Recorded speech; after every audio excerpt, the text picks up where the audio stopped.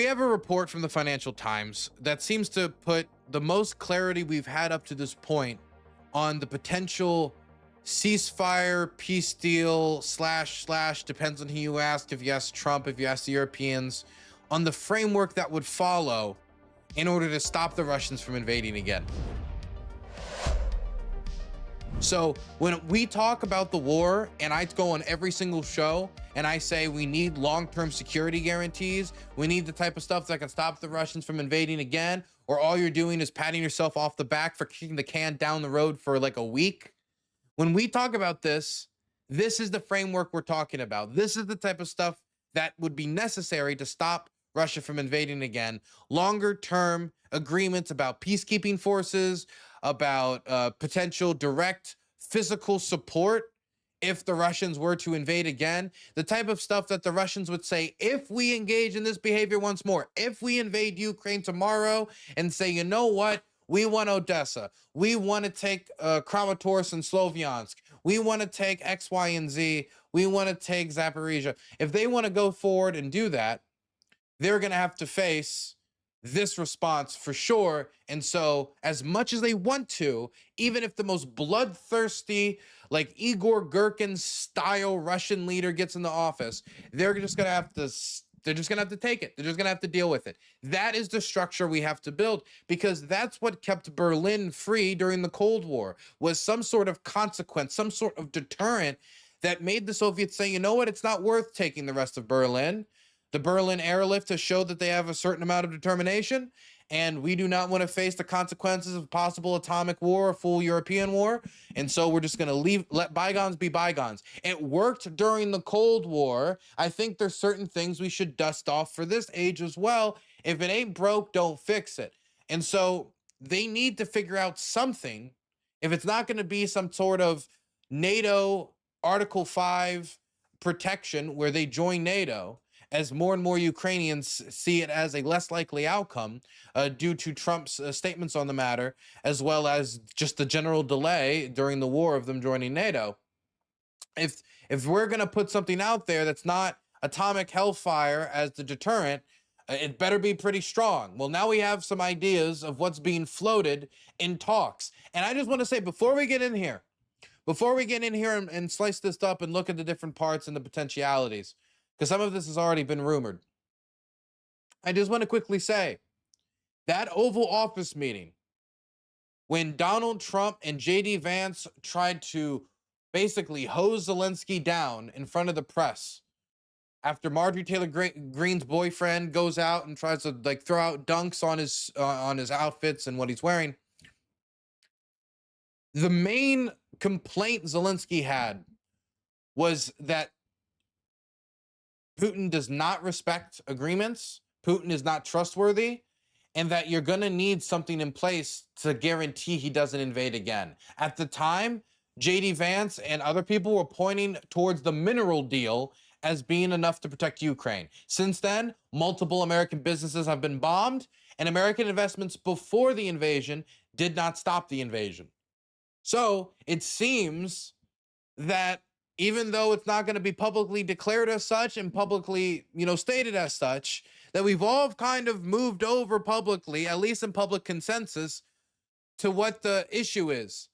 And that Zelensky was right. I will say, what's really funny about this is J.D. Vance, when asked about the concessions that have been made and asked about the progress that have been made in a recent interview, where he was really, I think, flopping on the issue of Ukraine generally, he said that we had now narrowed it down. We had narrowed the problems down to where the territorial line, the border is going to be, and to a long-term security agreement. So after 8 months of negotiations, when it was supposed to take 24 hours, they had figured out what the problem is. So, I mean, they've even publicly stated they know what the problem is now. Of course, it took the Russians violating multiple ceasefires that the Russians had supposedly negotiated with Trump directly, as in reference to the civilian ceasefire that the Russians didn't even acknowledge after, and the energy ceasefire, which, well, we all saw how that went. Anyway, now we're trying in the big leagues. Let's see what they have to offer. The United States is prepared to back a European-led peacekeeping contingent in post-war Ukraine by contributing intelligence assets, okay? So probably something like the radar support, or the satellite support and intelligence that has been provided to the Ukrainians, but restricted during the Trump administration by Pete Hegseth, Elbridge Colby, and others. Okay, some sort of intelligence support. Air defense support. This is going to be very crucial, especially if we continue to emphasize shooting the arrow, not the archer. And battlefield oversight. So that's how you say advisors. The Financial Times reported on August 26th. Now, these three things are, I don't think, enough. These three things alone are not enough. Intelligence support, very useful. Going to be helpful for the Ukrainians to find the target, but finding the target is only half the battle. Okay, you also need to attack the target. As Pete Hegseth and Elbridge Colby, restricting the strikes that the Ukrainians can do has evidently shown. Air defense support, again, very useful, but if the game is who can shoot down more, you know, can the Russians fire more or can the Ukrainians shoot down more? The answer is always going to be the Russians fire more. You're going to have to engage in some sort of striking of the factories that are making these or of the systems that are delivering these. And battlefield oversight, again, advisory role, very helpful. These are not strong deterrence makers. These are things that the Ukrainians are going to have if or if not the Russians invade. Something that would be different would be say, hey, if the Russians invade, we will send the Air Force and we will make sure the Russians don't control the skies, or we will help strike the advancing forces with our drones, with our F-35s. That is a physical deterrent, because the Ukrainians are going to get intelligence support regardless if the Russians invade or not. And like, that's something that can or cannot be useful depending on how it is utilized. When you talk about air defense support, again, these are things that would ideally you move in place ahead of time, ahead of schedule. It's like if the Russians invade, they're not going to want a long dragged out war again like we had this time. They're going to want a quick, fast, boom, knockout blow. So you're going to want these assets in the country beforehand, right? And when you talk about battlefield oversight, I mean, like, advisor see, advisor go, advisor come, advisor leave. You know, it's like there will be advisors in the period in between, especially if the United States is still assisting Ukraine. So where's the deterrent effect? Where's the effect that's the barrel of a gun that the Russians are looking down that says, you know what, it's not worth it. It's not worth it. I think the air defense systems, helpful. Battlefield oversight, intelligence assets, all helpful. The real deterrence would come if you're not going to dedicate ground forces. Trump's already taken that off the table, silly, in a very silly manner at the start of negotiations, but he already took that off the table. And if he's going to take that off the table, well, then you need the air support. You need the air support to show the Russians that there would be a physical consequence, that it'll be harder next time. It is not going to be easier or just as hard. It is going to be harder next time. Air defense support for Ukraine would involve U.S. aircraft, logistics, and ground-based radar facilitating a no-fly zone enforced by Europe, your officials say. This right here, air defense support, if it includes U.S. aircraft building that no-fly zone, having U.S. aircraft patrolling the airspace, that part of it is being talked about, but that's touch or go. And this is the problem. It's not that the Trump administration doesn't know what I'm saying, that, you know, that will be a much stronger deterrent. It's that they're not willing to dedicate themselves to it. They're not writing it off, but they're thinking, maybe. So it's all kind of in the air right now. Maybe they get the intelligence support. Maybe they don't. Maybe they get the air defense systems. Maybe they don't. Maybe they get the facilitation of logistics, XYZ. Maybe they don't. Maybe they get a no-fly zone. Maybe they don't. And so it could end up that they get the easiest things. They get the intelligence support. They get, they get advisors on the ground. Oh, that's very helpful. They get the air defense systems because it just looks really bad if Trump doesn't do anything while they're getting bombed. And you see like a school get bombed or a grocery store get bombed, etc. But I could see him holding back on the on the air support that would actually start a no-fly zone or strike Russian forces as they're coming into the country. And I just want to say, that's the kicker. You need something in there to give the Russians a second guess. You need something in there to make them think it ain't fucking worth it. That's why, yes, there's risky. Yes, it feels like there's risk. Of course, that's the point. The point is to make the Russians have to think, fuck, I got to roll the dice here. I don't want B-2s blowing up our convoys. Oh my God. Could you imagine if not only the Russians lose to the Ukrainians, but they lose to the Ukrainians and the United States? In some ways, it's better because it's not as humiliating as just losing to the Ukrainians. But I mean, it'll be a much bigger... It's now just not losing to one, it's losing to two. So it has its own different type of sting. Even though anytime they lose to the Ukrainians, they just pin it on the West.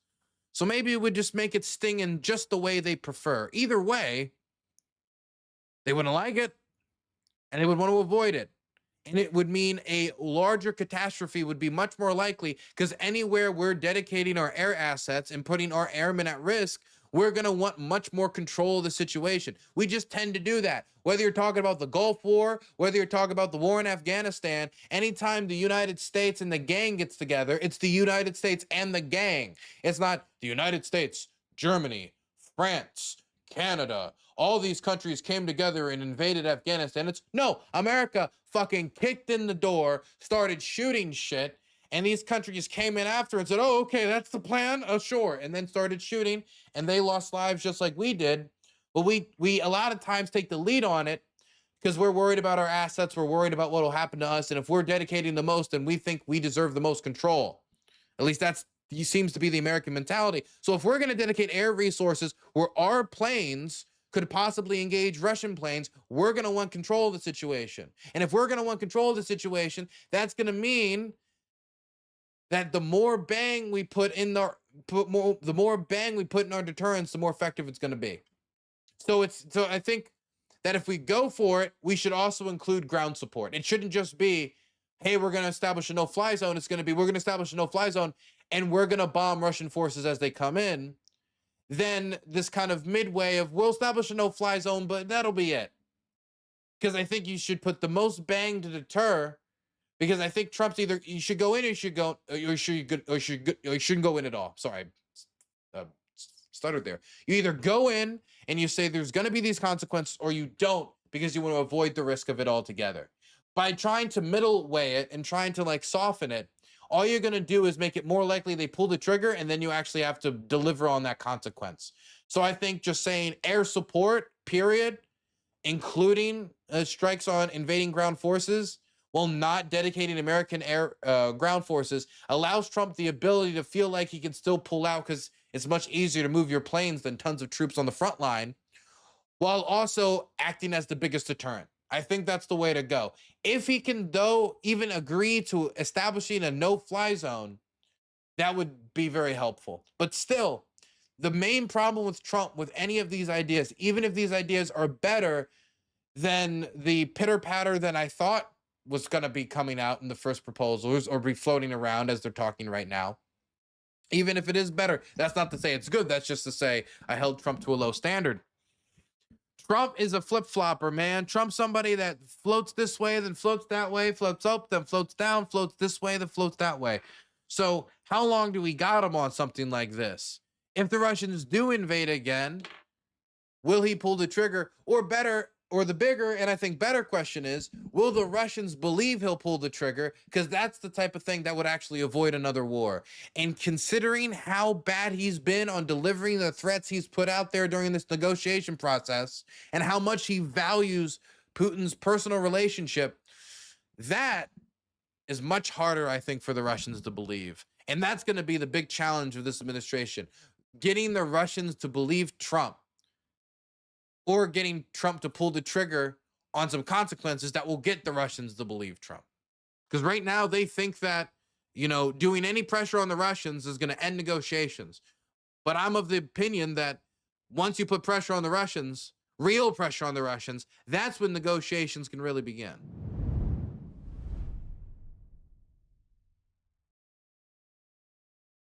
It hasn't worked so far.